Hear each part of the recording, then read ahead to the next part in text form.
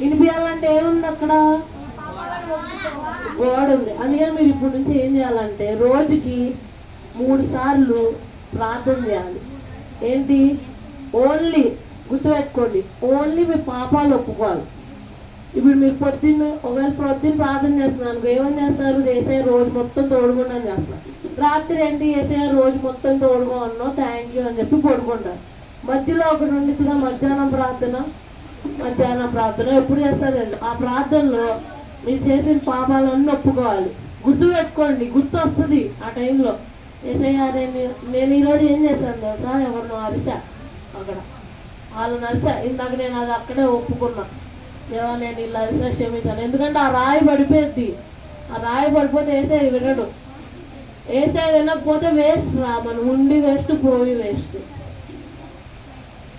అది ముందు ఏసై వినాలి. మన ప్రార్థన మనం ఏం చేస్తాం, మన పరలోకానికి వెళ్ళాలన్నా ప్రార్థన వినాలి. ఏసై దానికే రక్షణ పొందాలి. రక్షణ అంటే ఏంటి?